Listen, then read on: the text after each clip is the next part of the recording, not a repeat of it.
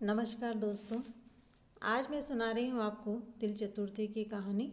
इस वीडियो में हम चौथ माता की और तिल गणेश जी की कहानी सुनेंगे। सेठ सेठानी थे, उनके कोई संतान नहीं थी। सेठानी कुएं से पानी लेने जा रही थी। रास्ते में कुछ महिलाओं को पूजा करते हुए देखकर बोली, आप सब किसकी पूजा कर रहे हैं? चौथ माता की, उन्होंने कहा। वह बोली, इस पूजा से क्या फल प्राप्त होता है, मुझे भी बताइए।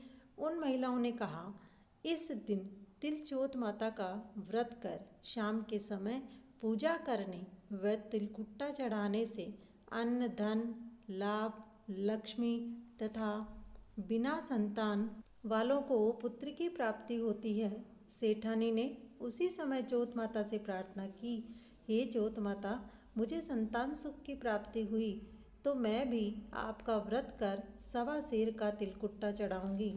9 महीने के बाद ही सेठानी ने एक सुंदर पुत्र को जन्म दिया। जब चौथ का व्रत आया तो उन्होंने व्रत कर पूजा तो की, परंतु तिलकुट्टा नहीं चढ़ाया और बोली, हे चौथ माता, जब मेरा बेटा चलना सीख जाएगा तो मैं आपके 2.5 सेर का तिलकुट्टा चढ़ा दूंगी। ऐसे बोलवारी बोलते बोलते बेटे की शादी की उम्र हो गई। इस तरह उसके सिर पर 1.25 मण तिलकुट्टे का बोझ चढ़ गया। बेटे का ब्याह भी रचा दिया।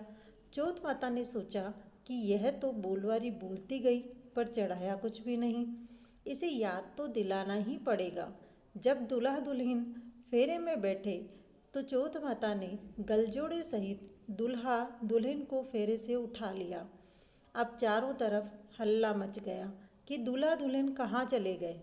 सभी उनको ढूंढने लगे। सेठ सेठानी ढूंढते ढूंढते एक पीपल के वृक्ष के पास पहुँच गए। उस वृक्ष से आवाज़ आई, चरड़क चूम तिलकुट्टा लूं, गलजोड़े सहित दूल्हा दुल्हन दूं।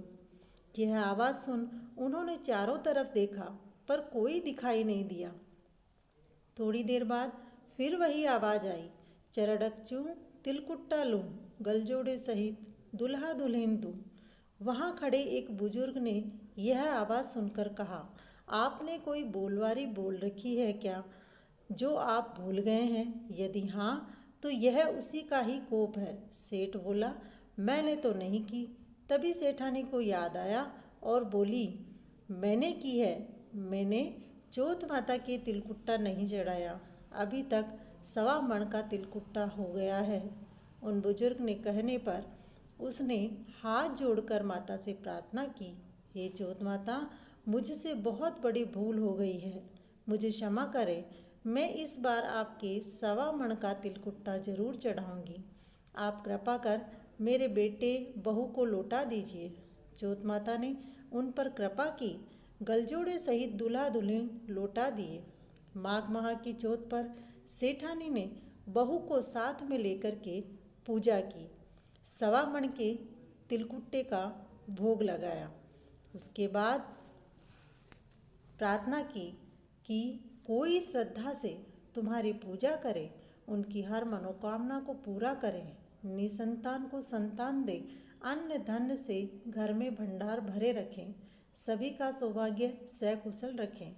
नगर में ढिंढोरा बजवा दिया कि कोई भी या तो बोलवारी बोले नहीं और यदि बोले तो उसे पूरा जरूर करे। चौथ माता की जय। अब हम सुनते हैं गणेश जी की कहानी। जेठानी और देवरानी थी। जेठानी धनवान और देवरानी गरीब थी। देवरानी जेठानी के घर झाड़ू पोछा करती थी। वह गणेश जी की परम भक्त थी। प्रतिदिन सुबह शाम गणेश जी की भक्ति भाव से पूजा करती थी। एक दिन की बात है, देवरानी अपने घर में पूजा कर रही थी। पूजा करते करते कब समय बीत गया पता ही नहीं चला, जिसकी वजह से भोजन पकाने में उसे देरी हो गई।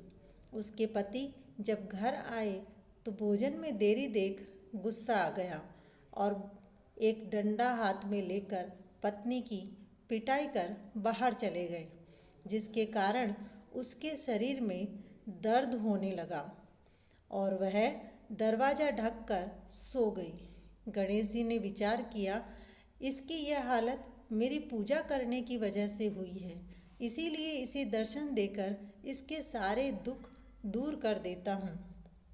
गणेश जी उसके घर के दरवाजे के पास खड़े होकर बोले, दरवाज़ा खोलो। अंदर से आवाज़ आई, कौन है भाई? वह बोले, मैं गणेशिया हूँ। अंदर से फिर आवाज़ आई, कौन गणेशिया? दरवाज़ा खुला है, अंदर आ जाओ। वह अंदर गए और बोले, मैंने तिलकुट्टा खा लिया है, तो अब मुझे घीसी करनी है, कहाँ करूँ? वह तो बेचारी दर्द से कहराती हुई बोली, कर ले मेरे सिर पर। गणेश जी ने उसके सिर पर कर दी। फिर बोले, मुझे और करनी है, अब कहाँ करूँ?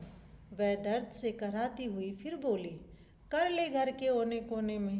गणेश जी घर के ओने कोने में करके चले गए। शाम को पति घर आया तथा अपने घर को जगमग करता देख चौंक गया। फिर पत्नी के पास गया और बोला, तेरा तो सिर भी जगमग कर रहा है। वह बोली, सिर भी से क्या अर्थ है? पति ने कहा, पूरा घर जगमगा रहा है। पत्नी ने कहा, आपकी मार की वजह से मेरे तो पूरे शरीर में दर्द हो रहा है, आप मजाक कर रहे हैं? उसके पति ने कहा, नहीं री, आंखें खोलकर देख तो सही, यह सब हुआ कैसे? उसने आंखें खोल कर के देखा और वह भी चकित रह गई। फिर बोली, यह गणेश जी महाराज का आशीर्वाद है, वही हमें तुष्टवान हुए हैं, जिससे घर हीरे मोतियों से जगमगा रहा है। दूसरे दिन वह अपनी जेठानी के घर झाड़ू पोछा करने नहीं गई। जेठानी ने अपने बच्चों से कहा, आज बहुत देर हो गई, तुम्हारी चाची अभी तक नहीं आई, जाओ बुला कर लाओ। बच्चे चाची के घर गए। घर को जगमगाता देख बोले, चाची आपको माँ बुला रही है काम करने के लिए। वह बोली, बेटा अपनी माँ से कह देना अब मैं काम करने नहीं आऊँगी। बच्चों ने जाकर कह दिया। जेठानी से रहा नहीं गया। वह दौड़ती हुई देवरानी के घर आकर बोली, तूने एक दिन में ऐसा कौन सा जादू कर दिया जो तेरा घर जगमगा रहा है?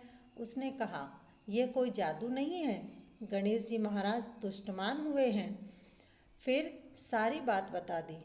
अब जेठानी को लालच आ गया। घर जाकर पति से बोली, आप बाहर से आने के बाद डंडे से मेरी पिटाई करना। पति ने कहा, तुमने कोई गलती ही नहीं की तो तुम्हें कैसे मार सकता हूँ? उसने कहा, जैसा कह रही हूँ कर देना। पति बोला, अब तुम्हारी यही इच्छा है तो उसे पूरा तो जरूर कर दूंगा। घर आने के बाद एक डंडा हाथ में लेकर उसे मारना शुरू कर दिया। वह बोली, अब बस कीजिए, बहुत दर्द हो रहा है। इतना कहकर वह जाकर सो गई। पति बाहर चला गया। गणेश जी ने विचार किया, इसने लालच में आकर मेरी पूजा की है, फल तो इसे भी देना होगा। फिर घर के बाहर आकर बोले, दरवाज़ा खोलो। अंदर से जोर से चीखते हुए आवाज़ आई, कौन है? गणेश जी ने कहा, मैं गणेशिया हूँ। अंदर से फिर चीखते हुए आवाज़ आई, दरवाज़ा खुला है, आ जाओ। गणेश जी जाकर बोले, मैंने तिलकुट्टा खाया है, मुझे घीसी करनी है, कहाँ करूँ?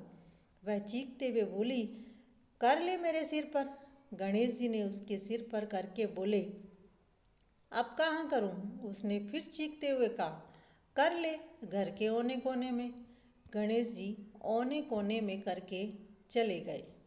पति जब घर आए तो देख चकित रह गए। घर में तेज बदबू आ रही थी। पत्नी के पास गए तो उससे भी बदबू आ रही थी। यह देख बोले, घर में इतनी बदबू क्यों आ रही है? उसने कहा, बदबू नहीं है, अच्छे से देखो, हीरे मोतियों से जगमगा रहा है या जगमगा रहा होगा। पति ने कहा, आंखें खोल कर देख अच्छे से। वह बोली, यह कैसे हो गया? आपके छोटे भाई ने अपनी पत्नी को मारा तो उसके घर हीरे मोतियों से भर गए। आपने मुझे मारा तो मेरे घर में बदबू। वह दौड़ती हुई देवरानी के घर गई और बोली, बुला तेरे गणेशिये को। यह सुन गणेश जी महाराज प्रकट हुए और बोले, आप दोनों को अपनी अपनी करनी के अनुसार फल मिला है। यह तो पूरे भक्ति भाव से मेरी पूजा करती है, परंतु तुमने तो लालच में आकर के मेरी पूजा की है। जेठानी ने भगवान से माफ़ी मांगी और कहा, अब से मैं कभी लालच नहीं करूँगी, परंतु आप यह तो बताइए कि इस बदबू से छुटकारा कैसे मिलेगा। गणेश जी बोले, तुम जब अलग हुई तो अपने ससुर की सारी कमाई अपने पास रख ली। तुम्हारी देवरानी भोली भाली है, इसीलिए तुमने इसे कुछ भी नहीं दिया। उस धन का बराबर बंटवारा करने से बदबू चली जाएगी।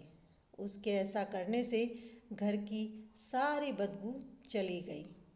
हे गणेश जी महाराज, आप जैसे देवरानी पर तुष्टमान हुए वैसे सभी पर होना, जेठानी पर हुए वैसे किसी पर भी मत होना। इस कहानी को सुनने वाले, कहने वाले और हुकारा देने वाले सबकी मनोकामना पूरी करना। गणेश जी महाराज की जय।